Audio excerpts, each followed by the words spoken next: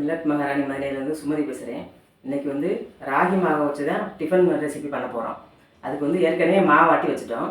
அந்த மாவாட்டுற வீடியோவை பார்த்துக்கோங்க. அதுக்கப்புறம் என்னென்ன தேவைன்னு சொல்கிறேன், வாங்க வீடியோக்குள்ள.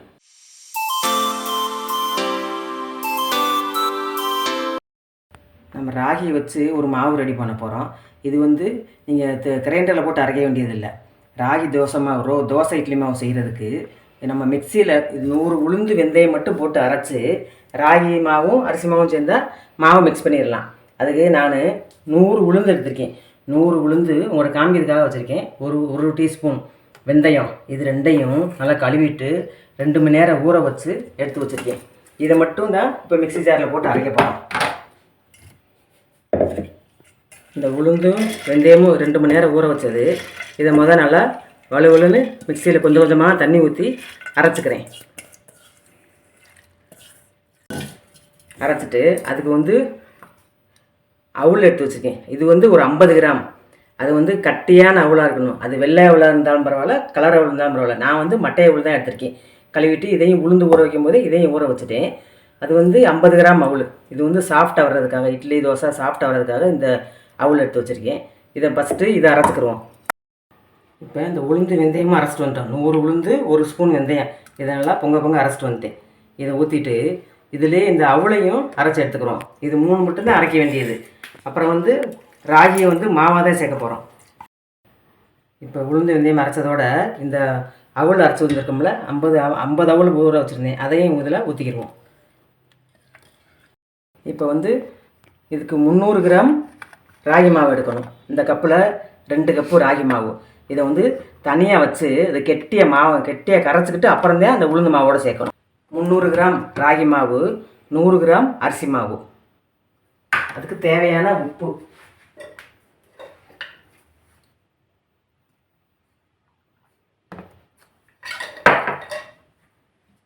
போட்டு இதை கெட்டியாக கரைச்சிக்கிடுவோம்.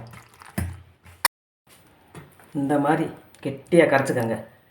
ராகி மாவும் அரிசி மாவும் ரைஸ் ஃப்ளாரும் கரைச்சிக்கிட்டு இந்த ஏற்கனவே அரைச்சி வச்சுருக்கோம் மிக்சியில் உளுந்து வெந்தயமும் அவ்வளோ அரைச்சி வச்சுருக்கோம். அதில் வந்து இதை சேர்த்துக்கிடுவோம்.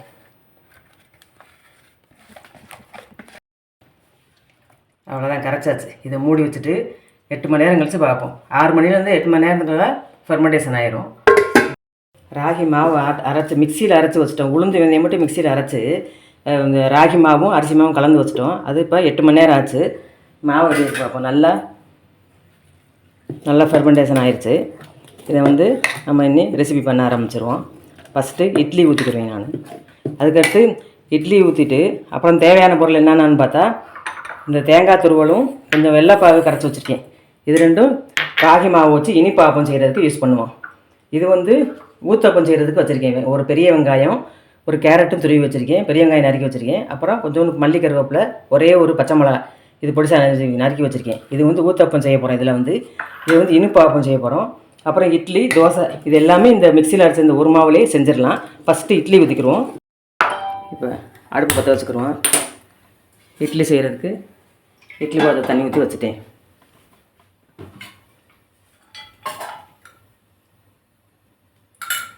இட்லி ஊற்றிக்கிடுவோம். அந்த இதில்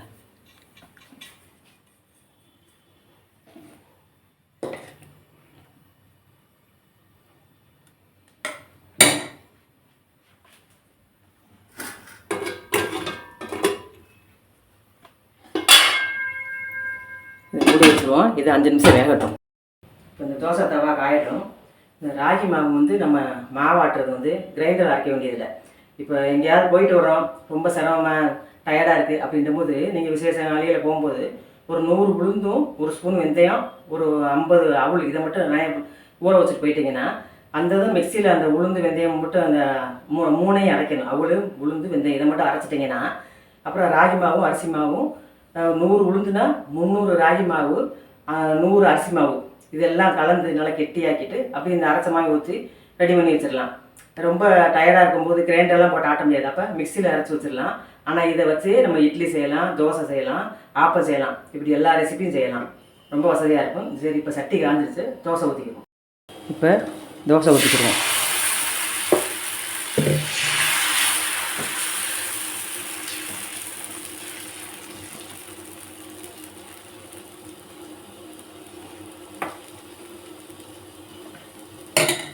நல்லா மொறுமொறுன்னு வேகட்டும். எண்ணெய் ஊற்றிக்கிறேன் சுற்றிலும். இப்போ வந்துருச்சு, திருப்பி போட்டுக்கிறோம். நம்ம அந்த வெந்தயம் அவுள்லாம் போடுறதுனால தோசை சாஃப்டாகவும் இருக்கும். வெந்தயம் போடுறதுனால கொஞ்சம் நல்லா மொறுமொறுன்னு வரும் தோசை. இப்போ தோசை நல்லா மொறுமொறுன்னு வந்துருச்சு. இதை எடுத்துகிட்டு இதே மாவை வச்சு ஊத்தப்பம் எப்படி செய்கிறதுன்னு காமிக்கிறேன். அதே மாவை கொஞ்சம் தனியாக ஊற்றிட்டு அதில் இந்த நறுக்கி வச்சுருக்கோம்ல வெங்காயம் இதெல்லாம் போட்டுக்கிறேன். கொஞ்சம் பாதி வெங்காயத்தை போட்டுக்கிறேன் நறுக்குனதை. அதே மாதிரி கேரட்டு, முக்கால்வாசி கேரட்டு போட்டுருவோம். அப்புறம் பச்சை மிளகா, மல்லி, கருவேப்பிலை இதெல்லாம் போட்டு கலக்கிட்டு இதுவே நம்ம ஊத்தப்பமாக செய்ய போகிறோம்.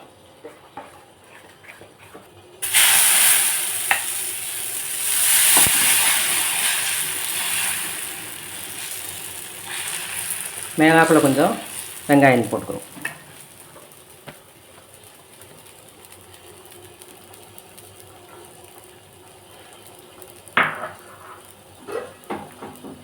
ஒரு நிமிஷம் மூடி வச்சு வேக வச்சு. இப்போ 5 நிமிஷம் ஆயிடுச்சு. இட்லி வெந்துருச்சான்னு பார்ப்போம். இட்லி அழகாக வெந்துருச்சு. நீ இதை அடுப்பு ஆஃப் பண்ணிக்கிறோம். இப்போ இந்த ஊத்தப்பம் ரெடி ஆயிடுச்சு. இதை பரட்டி போட்டுக்கிறோம். நம்ம இந்த அவுள்லாம் சேர்த்துருக்கறதுனால ஊத்தப்பமும் ராகியில் செஞ்சாலும் நல்லா சாஃப்டாக வரும். ஒரே ஒரு நிமிஷம் இந்த மாதிரி ப்ரெஸ் பண்ணிவிட்டு வேக வச்சுட்டு எடுத்துட வேண்டியதான். ஊத்தப்பம் ரெடி ஆகிடுச்சு, எடுத்துட வேண்டியதான்.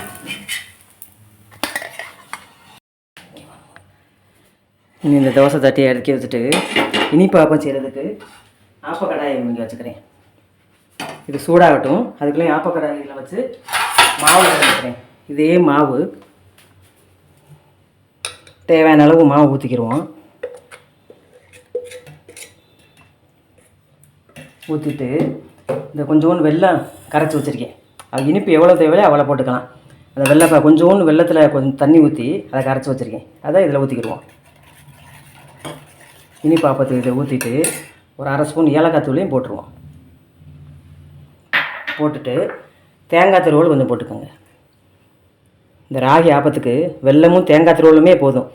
தேங்காய் பாலெலாம் தேவையே இல்லை. இது மட்டும் சாப்பிட்டாலே டேஸ்ட்டாக இருக்கும். இதை கலந்துக்கிடுவோம். வெல்லம், ஏலக்காய் தூள், தேங்காய் துருவல் இது 3 தான் சேர்த்துருக்கேன் இந்த ஆப்ப மாவில். இந்த இட்லியை எடுத்து வச்சுக்கிடுவோம்.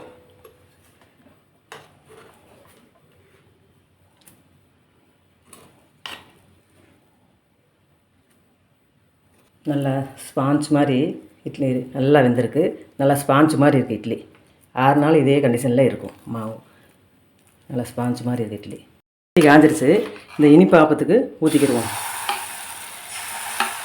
ஒரு 1.5 கரண்டி மாவு ஊற்றிட்டு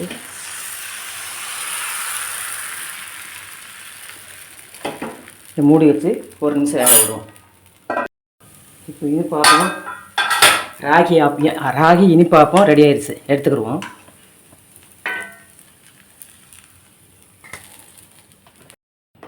இப்போ இந்த ராகி இட்லிக்கும் தோசை ஊத்தப்பம் இது 3க்கு 2 விதமான சட்னி எடுத்து வச்சுருக்கேன். தேங்காய் சட்னி, இது கடலை சட்னி. இது கடலை சட்னி, இது தேங்காய் சட்னி. இந்த ராகிக்கு இந்த கடலை சட்னி தேங்காய் சட்னி சூட்டபிள் ஆகும். உங்களுக்கு தேவைன்னா தக்காளி தொக்கு கூட வச்சுக்கலாம். இது 3 தான் இதுக்கு சூட்டபிள் ஆகும். இட்லி, தோசை, ஆப்பத்துக்கு இந்த கடலை சட்னி தேங்காய் சட்னி நல்லா சூட்டபிளாக இருக்கும். இப்போ மிக்சியில் வச்ச ராகி மாவு வச்சு 4 விதமான ரெசிபி செஞ்சுட்டோம். இட்லி நல்லா சாஃப்டான இட்லி, முறுமுறுன்ற தோசை செஞ்சுட்டோம். அதுலேயே இந்த ஊத்தப்பம் செஞ்சுருக்கோம். அப்புறம் இனிப்பாப்பம் செஞ்சுருக்கோம். இப்போ ஊத்தப்பம் இனிப்பாப்பமும் டேஸ்ட் பண்ணி காமிப்பாங்க.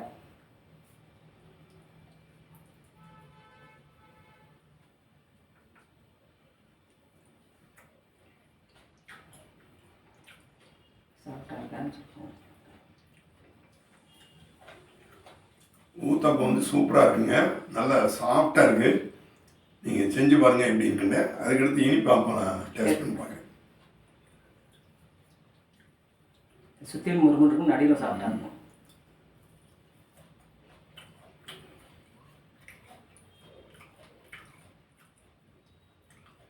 இனிப்பாப்பமும் சூப்பராக இருக்குங்க.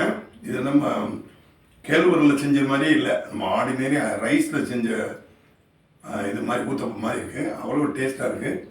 நீங்கள் நல்லா எல்லோரும் இதே போல் ப்ரிப்பேர் பண்ணி சாப்பிட்டு பார்த்துட்டு எங்கள் சேனலுக்கு சப்ஸ்கிரைப் பண்ணுங்கள். இது மாதிரி செஞ்சு பார்த்துட்டு எப்படி இருக்குன்னு கமெண்ட் பண்ணுங்கள். இந்த வீடியோ உங்களுக்கு பிடிச்சிருந்தா லைக் பண்ணுங்கள், ஷேர் பண்ணுங்கள், சப்ஸ்கிரைப் பண்ணுங்கள். அடுத்து இன்னொரு ரெசிபியோட அடுத்த வீடியோவில் பார்க்குறேன். நன்றி, வணக்கம்.